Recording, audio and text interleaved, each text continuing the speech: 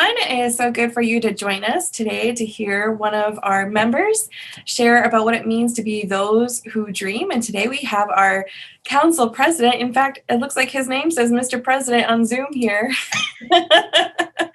I think it was changed on him one day. But our council president, Ken Krumwiede, and he is sharing with us his thoughts on what it means to be those who dream. So thanks, Ken, for being with us. And my first question for you is, what do you think it means to be like those who dream? Well, you know, I've always been a dreamer. As long as I can remember back in my childhood. I grew up in very pretty humble surroundings.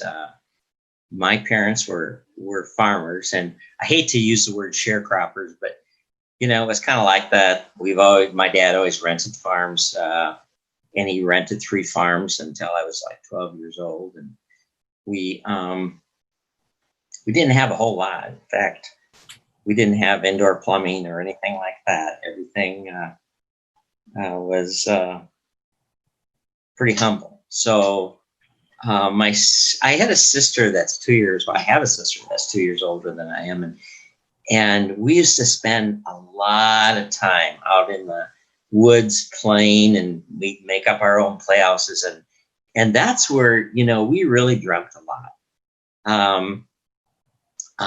And we always when growing up, we sang all the time. My dad was a great singer, and we started singing as kids, little kids, and we ended up actually singing on radio stations. But out in the woods, we'd sing our hearts out, and we just dreamt about, oh, we're going to be famous singers someday. And so we'd fantasize a lot and dream a lot about what we were going to be when we grew up. So I think especially during Advent and Christmas time and other holidays, we always dreamt a lot.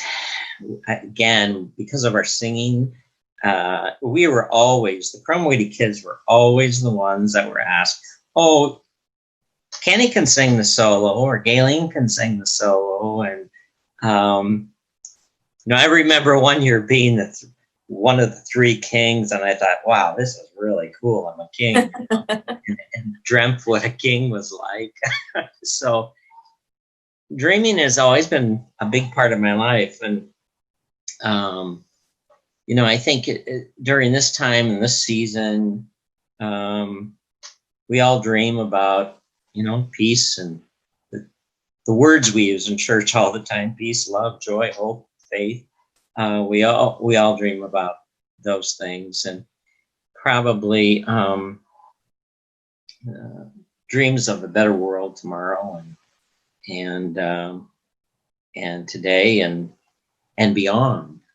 So I've always been a dreamer, and so when I look back on the biblical people and the dreams that they've had, I thought, you know, I'm sure they probably not only what's recorded, but they probably were dreamers all their lives too. So yeah, and for you, it's interesting. There's a tie between dreaming and singing. Yes, those two go together for you. Well, on the radio station, it was pretty cool. My dad every Saturday would take us 14 miles one direction, and then sometimes in the afternoon another direction, 20 miles down the road. But I remember singing on if the show was the Nelson's Ice Cream Talent Show, we're the boys and girls of radio. Each Saturday we bring our songs to you with all the tricks and all the monkeys in the zoo. And I was 5 years old. I can still remember. That's amazing. That's amazing. Oh my goodness. So what do you think? What do you think are God's dreams for you and for this world? I think his dreams for me and for all of us is to help to make this world a better place. You know, unfortunately, we keep messing it up. You know, and I think his dreams are that we can work together and hopefully end poverty and racial and social injustice and all the negative things that are happening in the world right now, COVID, and working together and helping each other with those kinds of illnesses and diseases, and to love one another and just work together. And that's been a huge issue, not just recently in our country, but for years and years. And I think probably his biggest dream for us is that we rely on him. Know that he's there for us, to help us, to guide us, and for us to honor him and to worship him and praise him and thank him for all the wonderful things that he's done for us and will continue to do for us. So how can we embody and bring forth these dreams that you mentioned, God's dreams? Well, I think it starts with us and building our relationship with God and having a stronger relationship with God, and also a stronger relationship with each other. I think we just take each other for granted too much. I think back on my childhood, and I'm from a small town area, and how people, my dad, when the oats was ready and they had the threshing parties and everybody worked together, I remember that. And it's like, wouldn't it be nice for the world to be like that, to help each other, work together? There were 20 farmers, and not only the men, but also the women would bring in all this food. Everybody worked together, and it was such a teamwork. And it's like, I think that's what God would like to see our world like. And not that we don't work together and do things together, but I think God would like us to do more of that sort of thing, not only in this country, but around the world. Yeah, that part of bringing forth God's dreams, all those of that better world you mentioned before, and a better relationship with God comes from being in a community and teamwork in that community. When you were talking, I had this thought that popped in: teamwork makes the dream work. Right. That's exactly right.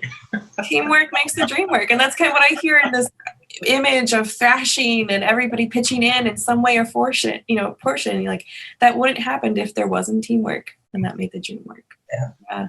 I like that. Yeah. So how do we dream of a better world when our current one can feel so harrowing and disorienting? Oh, I think, we just like when the disciples were called by Jesus, I think we could, when they called, or when he called them, they followed. And I think that he's calling us every day. And if we read and listen to what God is saying to us on a daily basis, I think that would not only be pleasing to him, but pleasing to all of us. I've got a couple of favorite verses that every morning I get up and I recite. And one is one from Psalm 118:24. This is the day that the Lord has made. Let us rejoice and be glad in it. And then the next verse, which a lot of people, don't go on to say, it's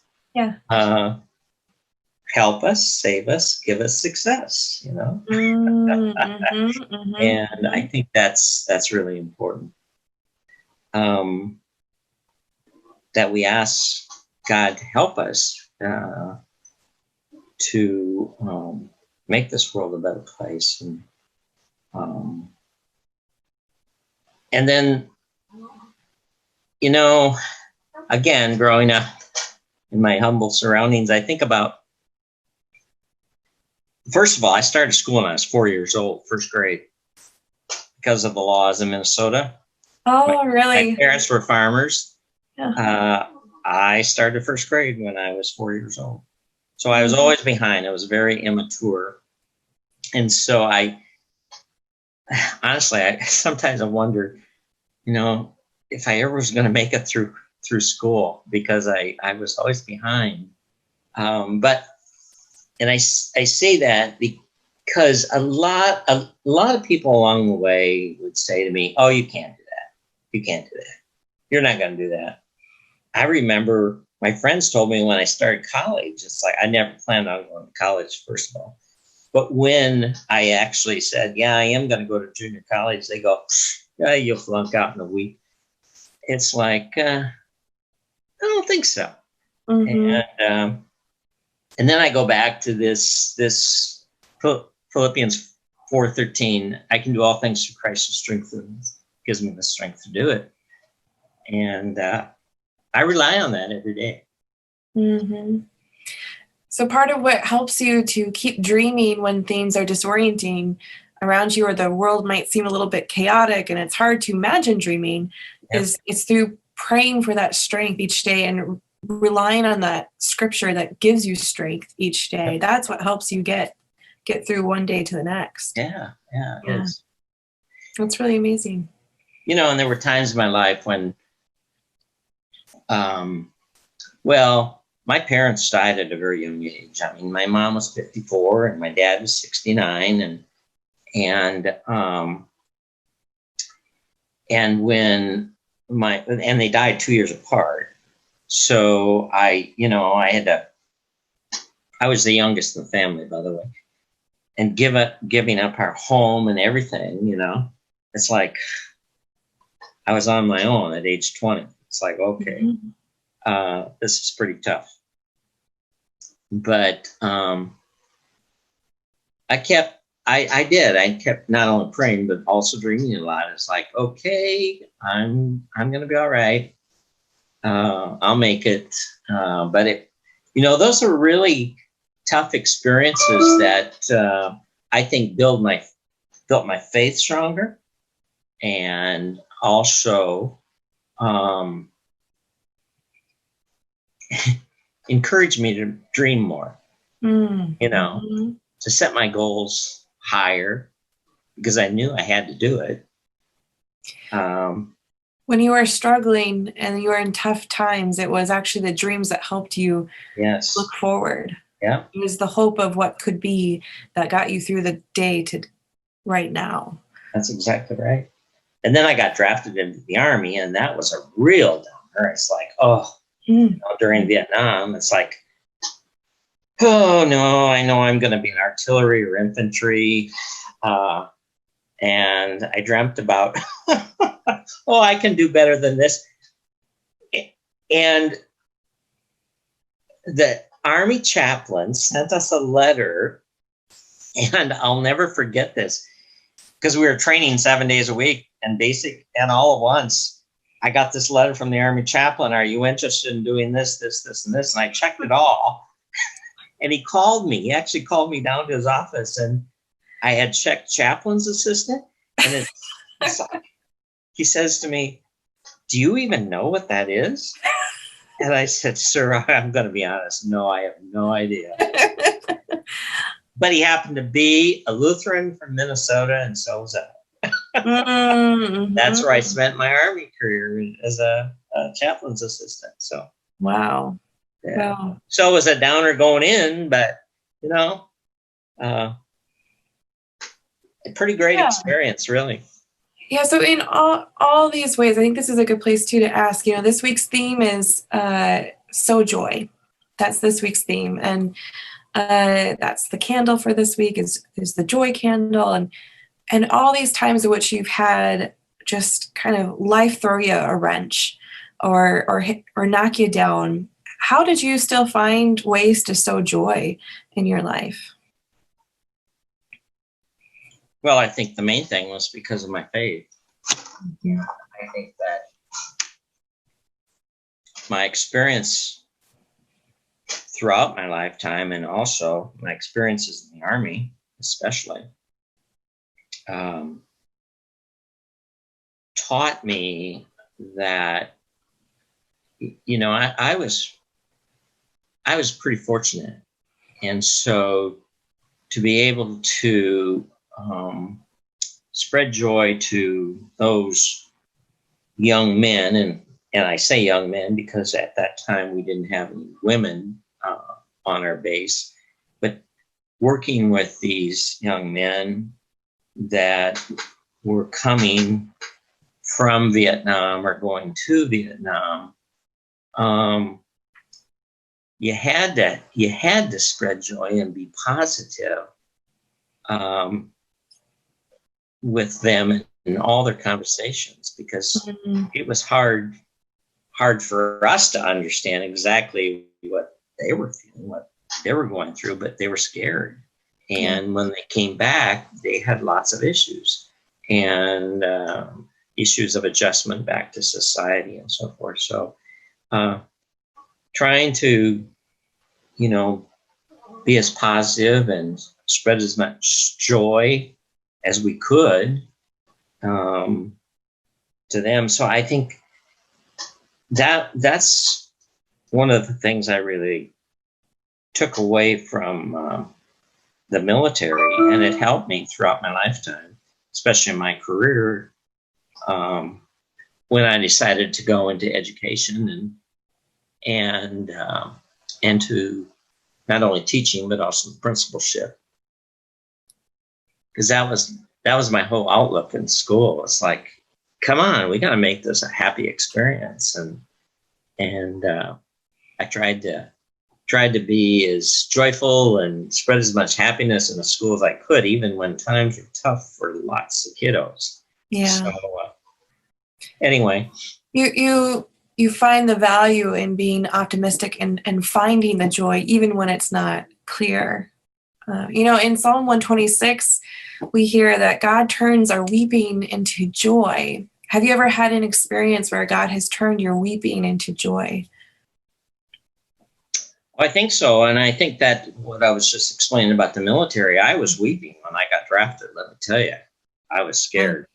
But the outcome was, wow, he's really turned that around and made it a great experience. Yeah, that's a really beautiful transition from like this devastation of being called up to, wow, I can find joy in the work that I'm doing here, from where God is calling me as a chaplain's assistant, something you never imagined before. Right. And then as I got out of the Army, once again, I was on my own. It's like, where do I go? What do I do? And I went back to college, and that's where I met my wife.